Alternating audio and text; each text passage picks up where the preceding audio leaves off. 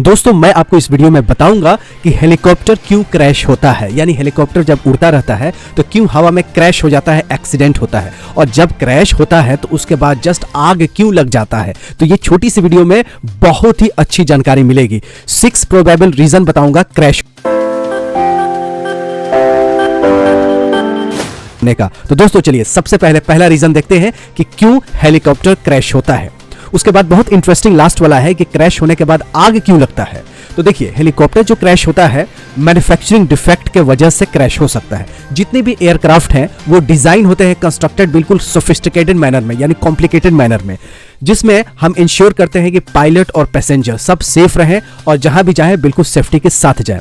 लेकिन कुछ हेलीकॉप्टर्स ऐसे होते हैं जो कि चीप क्वालिटी के होते हैं, यानी घटिया क्वालिटी के बनाए जाते हैं, घटिया तरीके से मैन्युफैक्चरिंग किए जाते हैं, जो कि ज्यादा खतरनाक होता है। यानी पहला रीजन यह है कि मैन्युफैक्चरिंग की वजह से, यानी बनावटी ही गलती है, यानी सस्ता के चक्कर में या करप्शन के चक्कर में हेलीकॉप्टर क्रैश होता है। पहला रीजन। दूसरा रीजन देखिए, दूसरा है कंपोनेंट फेलियर्स।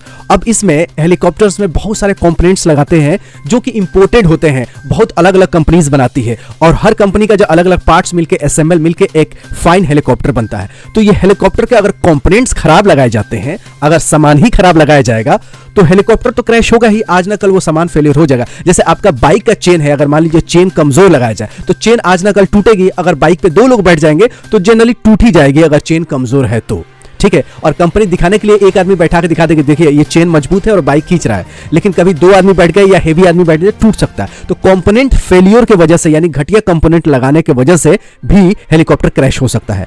अगला पॉइंट है, तीसरा है पायलट का एरर। सबसे ज्यादा जो गलतियां होती है, सबसे ज्यादा जितने भी एक्सीडेंट हेलीकॉप्टर में हुए हैं सब में देखा गया है कि पायलट की वजह से सबसे ज्यादा एक्सीडेंट हुआ है। जितने भी एक्सीडेंट्स हुए हैं ज्यादातर रिसर्च में यह पता चला है, इन्वेस्टिगेशन से, जांच पड़ताल से पता चला है कि पायलट की गलतियों की वजह से हो जाता है एक्सीडेंट, ठीक है। तो पायलट की गलती की वजह से। चौथा देखिए, चौथा ये रीजन है कि पुअर मेंटेनेंस। अगर मान लीजिए कि हेलीकॉप्टर है या आपका बाइक है, हो गई है 20 साल चलते चलते, तो अगर रास्ते में चलते चलते रुक जाती है तो पुरानी गाड़ियों के चलते चलते रुक जाती है, यानी पुराने आदमी भी चलते चलते बीमार हो जाते हैं। और यंग जवान जो लड़के होते हैं, यानी नया मोबाइल हो गया, नया बाइक हो गया, नया हेलीकॉप्टर हो गया, नया कार हो गया, खराब होने की कम चांस होती है। और वही गाड़ी 10 साल चल जाती है तो कभी इंजन का पिस्टन खराब हो जाता है, कभी चेन खराब हो जाता है, कभी मीटर खराब हो जाता है, कुछ ना कुछ खराब होती रहती है। तो पुअर मेंटेनेंस की वजह से भी हेलीकॉप्टर क्रैश हो जाती है। पांचवा रीजन देखिए, एयर ट्रैफिक कंट्रोल नेग्लिजेंस। यानी मान लीजिए कि हेलीकॉप्टर उड़ रही थी, लेकिन पल पल की खबर पायलट से लेके जो ट्रैफिक कंट्रोलर होते हैं उनसे बात होती रहती है कि आपको किस डायरेक्शन में जाना है,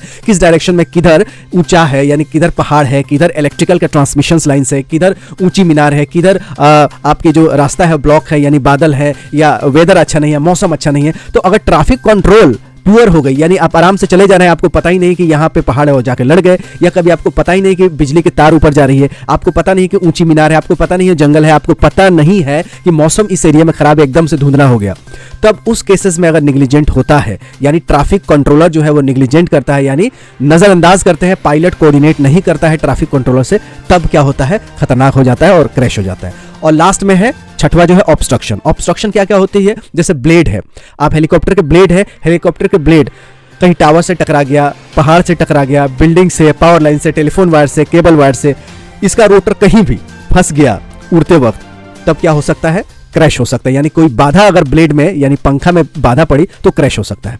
अब लास्ट जो है इंपॉर्टेंट क्वेश्चन है कि क्रैश होने के बाद आग क्यों लग जाता है।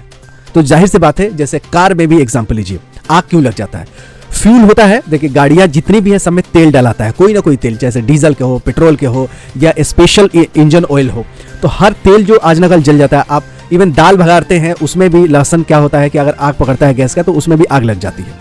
तो कोई भी क्रैश होता है तो क्या होगा, स्पार्क होगा। क्रैश कुछ भी होता है तो स्पार्किंग होती है। तो अगर स्पार्क हो गया और वहां तेल है तो आग तो लगना ही है, मतलब चिंगारियां भी उड़ी और तेल भी था तो आग लगी। अब तेल कहां से आया, क्योंकि क्रैश हुई तो फ्यूल का टैंक तो फटना तय है। फ्यूल टैंक है, फ्यूल में अगर मान लीजिए कोई टैंक है उसमें पानी भरा है और ऊपर से फेंका जाए तो टैंक फटेगा। टैंक फट गया और कहीं टकराया तो स्पार्क तो होगा, लोहा लोहा में घर्षण होगा तो स्पार्क हो गया। तो स्पार्किंग हुआ और तेल था वहां तो आग लगना तय है। तो चाहे हेलीकॉप्टर हो या कार हो या जितने भी चीजें हैं जिसमें तेल डाली जाती है, उस तेल टंकी अगर फटती है तो फटेगी कैसे, कहीं ना कहीं टक्कर होगा तो क्या होगा, चिंगारियां भी उड़ेगी, फ्रिक्शंस की वजह से, घर्षण की वजह से, तो चिंगारियां उड़ेगी और तेल का टैंक फटेगा तो वहां आग लगना तय है और वहां बचना बड़ा मुश्किल होता है। तो आपको पता चल गया कि चाहे हेलीकॉप्टर हो, चाहे एरोप्लेन हो, चाहे कार हो, बस हो, कोई भी टक्कर होती है तो आग क्यों लग जाता है? क्योंकि टकराने से चिंगारी उड़ती है और वहां तेल का टंकी फटता है और आग लग जाती है और जितने भी यात्री लोग होते हैं इंक्लूडिंग पायलट, उनकी सबकी देहांत हो जाती है। तो ये रीजन बहुत जरूरी है। हाल फिलहाल में अभी एक्सीडेंट हुआ था तो बताना जरूरी है सब इंसान के स्टूडेंट को रीजन कि किस किस रीजन से हेलीकॉप्टर क्रैश होता है, किस किस रीजन से आग लगता है। तो मुझे उम्मीद है कि आपको ये वीडियो पसंद आई होगी, तो लाइक कीजिएगा, चैनल पर है तो सब्सक्राइब कीजिएगा। मिलते हैं अगली वीडियो में, तब तक you take good care of yourself, subscribe जरूर कर लीजिएगा।